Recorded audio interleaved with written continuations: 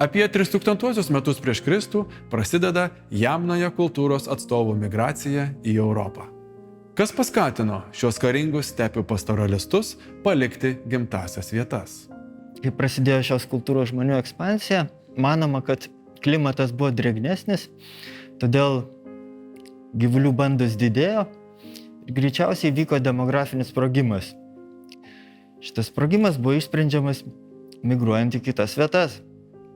Tai šios kultūros žmonės pasirodė Bulgarijoje, Transilvanijoje, Vengrijoje, o kai pradėjo plisti miškų zoną, natūralu, kad kultūra šiek tiek transformavosi ir tie jų daiktai atrodė kitaip. Plačiose šiaurės ir vidurio Europos plotuose šie atvykėliai, mobilūs gyvulių augintojai, susidūrė su vietinėmis žemdirbių ir medžiotojų rankiotojų bei žvejų bendruomenėmis, sukuria naują kultūrą, archeologų vadinamą virvelinės keramikos kultūra. Pavadinta taip visų pirma dėl jų naudotiems moliniams indams būdingo virvelinio ornamento. Ši kultūra paplito labai plačiai, nuo Alpių, sakykime, vakaruose iki maždaug Maskvos rytuose ir šiaurėje siekia pietų Suomija, o pietuose reiškia pietų Lenkija.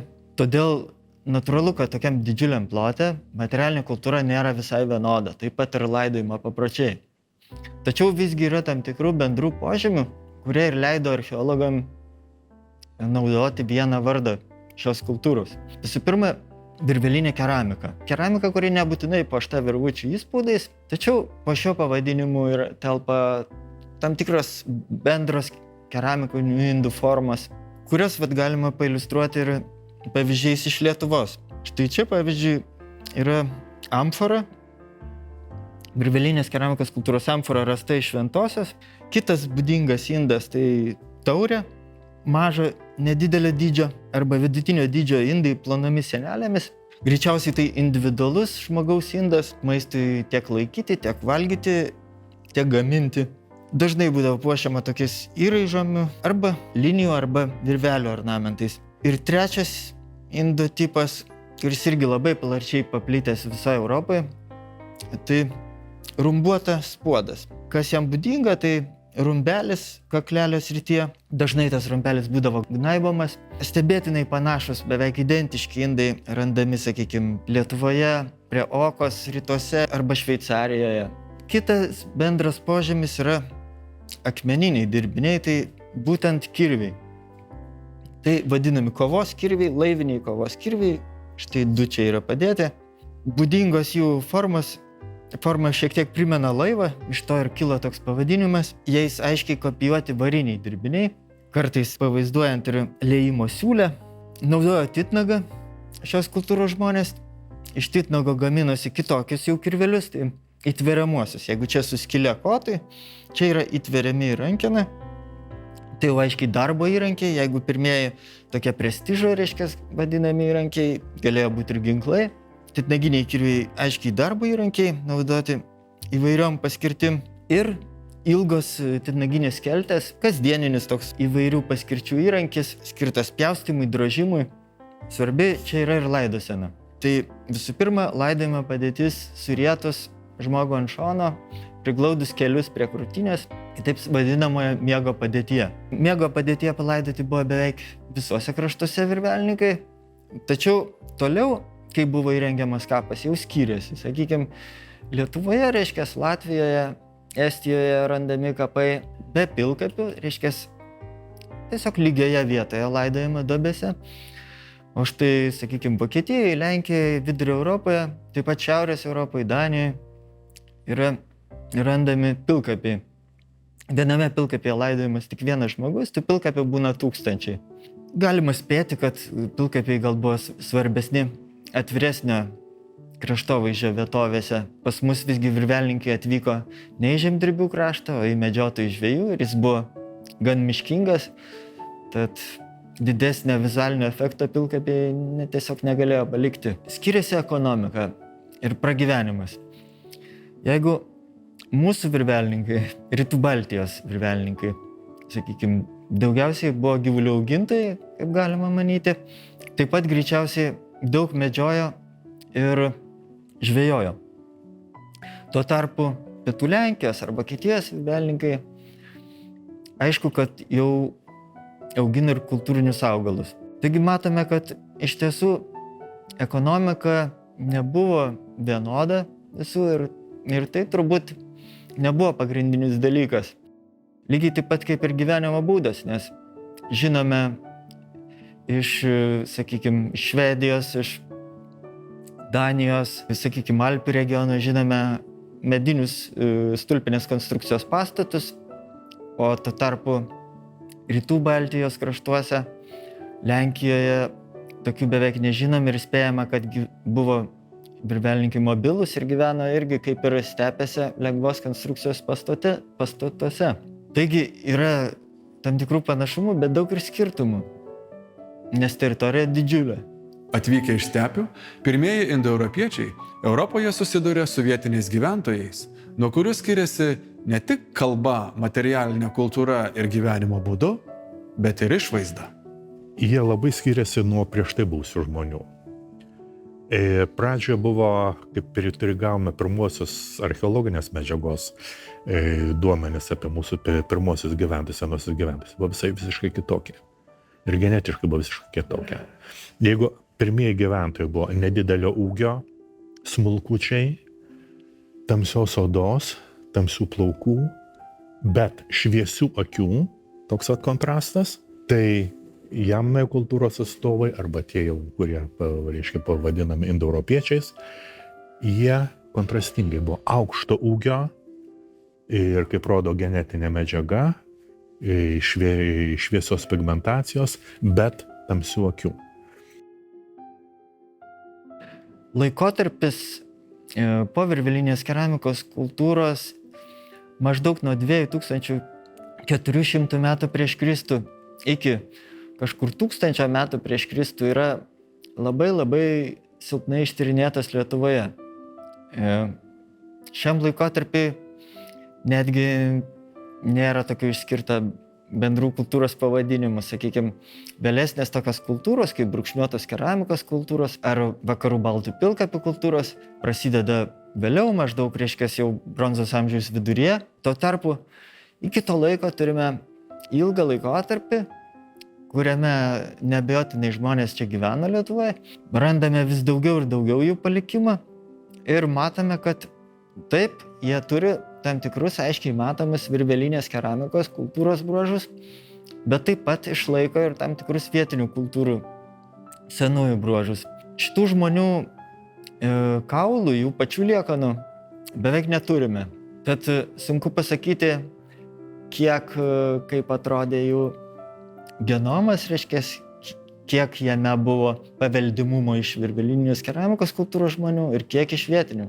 Bet iš šiuolaikinių žmonių genetinių tyrimų žinome, kad lietuviai išlaikė daugiausiai to genetinio paveldo iš senųjų medžiotojų rinkėjų.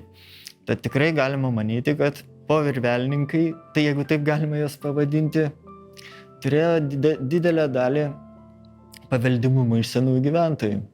Ir kad būtent tai ir buvo metas, kuomet vyko tas maišymasis virbelininkų ir vietinių žmonių.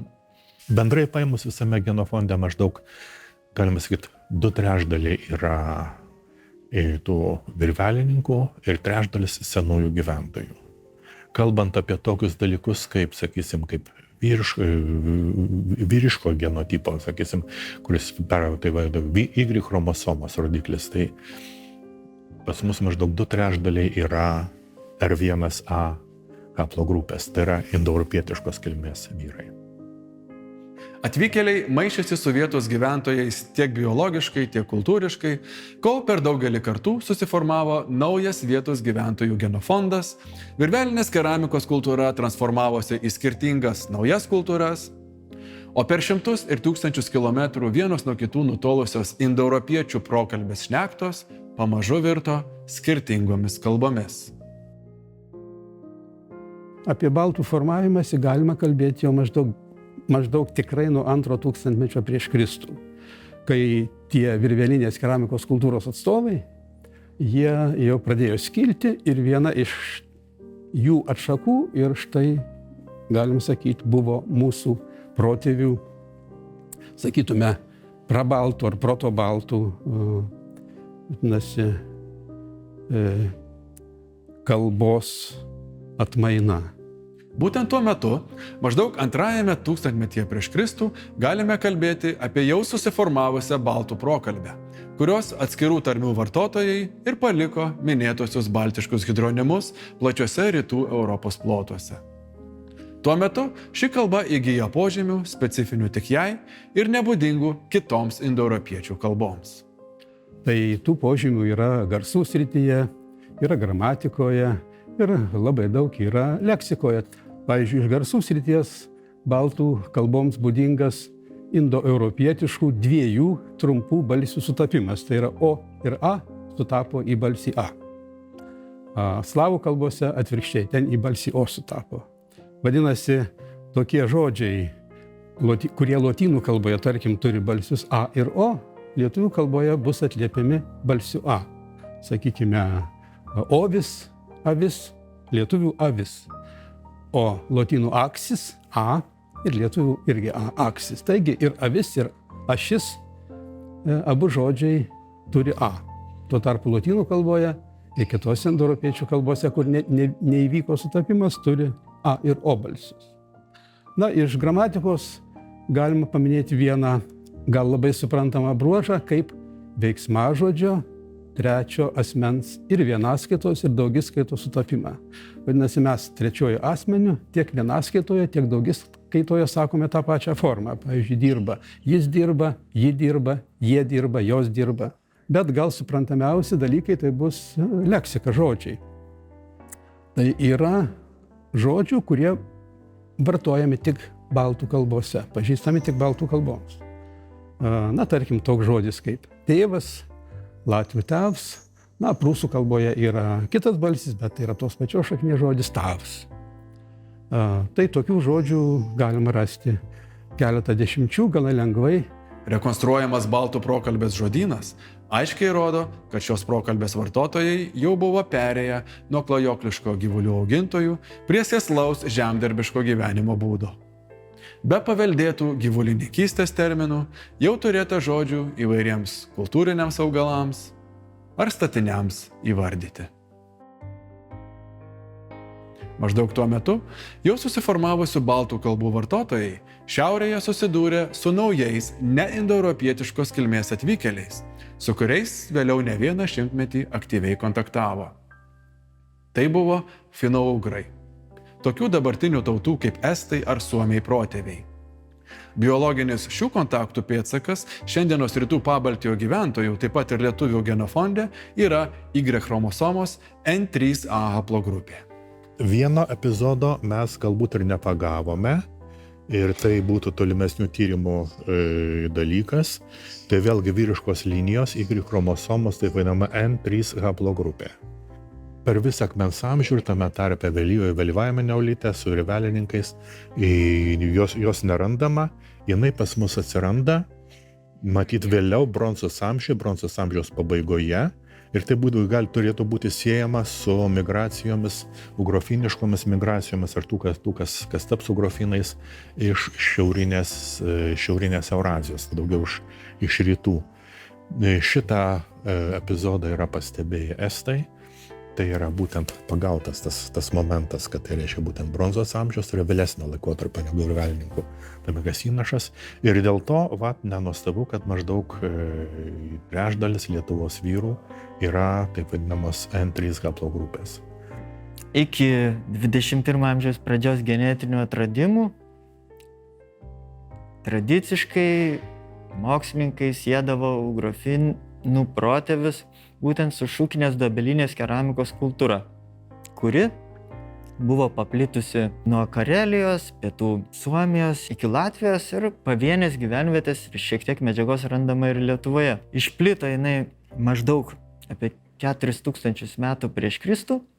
Vėlgi, kaip ir virvelininkų atveju, taip ir finougrų, viską pradėjo keisti genetiniai tyrimai, kurie patobulinus metodiką davė tiesiog įspūdingų rezultatų ir ištyrus didesnį, reiškia, prieš istorinių žmonių skaičių, nustatyta, kad dabartinėms finougrų tautoms būdingas genetinis komponentas, kurį mokslininkai taip pavadino uraliniu, pasirodė Rytų Baltijoje gerokai vėliau negu šukinė dabilinės keramikos kultūra.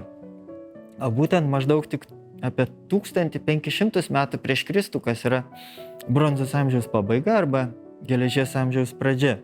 Ir šiuo metu Estijos ir Latvijos mokslininkai linksta į tai, kad finougrų reiktų ieškoti ne akmens amžiuje pradžios, o jau vėlesniuose laikuose. Ypač glaudžius baltų kontaktus su finais ir didelę jiems darytą kultūrinę įtaką rodo iš baltų į finų kalbas perimti gausybę žodžių, apimančių visas įmanomas gyvenimo sritis. Gyvulininkystė, žemdirbystė, žvejyba, statyba ir medienos apdirbimo technologijas, aprangą, gamtos reiškinius ar dvasinės kultūros dalykus. Genetikos liudijimą tiesioginį giminiavimąsi patvirtina ir skolintiniai giminystės terminai, tokie kaip šeima, sesuo, duktė ar marti. Pirmajame tūkstantmetyje prieš Kristų baltų kalbų vartojimo plotas jau aiškiai kultūriškai ir lingvistiškai diferencijuojasi. Archeologai kalba apie atskiras kultūras, tokias kaip brūkšniuotosios keramikos, vakarų baltų pilkapių ir kitas. Lingvistai apie baltų prokalbės kilimą į rytų, vakarų bei spėjamą Dnepro baltų šakas. Maždaug 5 amžiuje prieš Kristų baltai jau skyla ir lingvistai ir archeologai tas suskilusias grupės vadina vakarų baltais, rytų baltais, taip pat ir trečia grupė Dniepro baltai, kuri yra nunykusi. Tai vakarų baltams atstovautų prūsai, kuršiai tam tikrą laiką, jotvingiai, o rytų baltams kitos baltų gentys, lietuviai, latviai ir kitos išnykusios gentys. 1 tūkstantmečio po Kristaus viduryje prasideda lėtas baltų gyvento ploto traukimasis, nulemtas visų pirma slavų genčių ekspansijos. Slavai – tai giminiška indoeuropiečių tautų grupė, kurios pirmtakai pradžioje matyt gyvenę bendroje erdvėje su baltais, galbūt kalbėję bendra baltų slavų prokalbė. Vėliau nuo šių nutolę ir su galutinai susiformavusią savitą slavų prokalbę istorijos arenoje pasirodo 1 tūkstantmetyje po Kristaus centrinėje Europoje. Iš čia dėl įvairių socialinių, ekonominių priežasčių išplinta visomis kryptimis, taip pat ir į šiaurę bei šiaurės rytus, tai yra į baltų genčių gyventas teritorijas. Čia, maišydami su vietos gyventojais, jų palikimą, vadinamąjį substratą, iki šių dienų yra išsaugoję tiek kalboje, tiek genuose. Būga įsivaizdavo, kad slavai baltus stūmė link Baltijos jūros, bet dabar jau tuo niekas netiki. Jeigu slavai būtų baltus įstūmę, tai neturėtume dabar išlikusių baltiškų hidronimų. Vadinasi, kažkuriuo metu būta ir dvikalbystės. Kitaip sakant, tie slavakalbiai žmonės suprato kažkiek baltus kalbančius, baltai suprato tos slavus kalbančius ir jie pamažu prisitaikė ir galų gale suslavėjo. Bet pėdsakų vadinamojo substrato baltiško aptinkama iki šių dienų. Tai to substrato daugiausiai išliko tarmėse. Bendrinėse kalbose mažai žodžių. Viena lingvistė Jūratė Laučiūtė yra net išleidusi žodinėlį baltizmai slavų kalbose. Pavyzdžiui, žodis venteris. Tai yra labai svarbus žvejojimo įrankis, tinklas tam tik specialus. Rusų venter ir kitose slavų kalbose yra net bendrinėje kalboje. Arba, tarkime, žodis tokiam kirviui pavadinti kirvio tipui skliut. Skliut. Ukrainiečių, rusų, baltarusių tarmėse. Tai skliut yra plačiaasmenis kirvis skirtas rastams tašyti. Kai namas pastatomas, tai rastai nutašomi. Matyti tiesiog, kad atrodė, kad taip gražiau yra. O tai yra skliutas. Skliutas, kuris yra lietuviškas žodis ir turi savo šaknis lietuvių kalboje. Tuo tarpu slavų kalbose jis visiškai yra be šaknų, akivaizdus skolinys.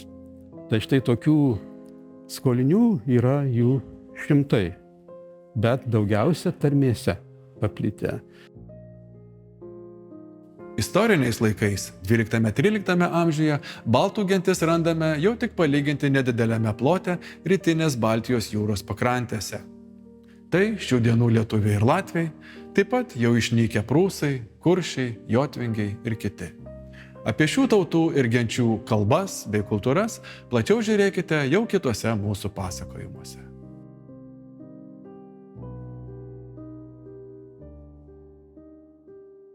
Ačiū už dėmesį. Čia buvo Vytautas Rinkevičius iš Vilniaus universiteto Baltistikos katedros. O painius lingvistikos, archeologijos ir genetikos klausimus nagrinėti man padėjo Vilniaus universiteto profesoriai Bonifacas Stundžia ir Rimantas Jankauskas, bei Lietuvos istorijos instituto vyresnysis mokslo darbuotojas Gytis Piličiauskas. Jei turite klausimų, nedvejodami susisiekite.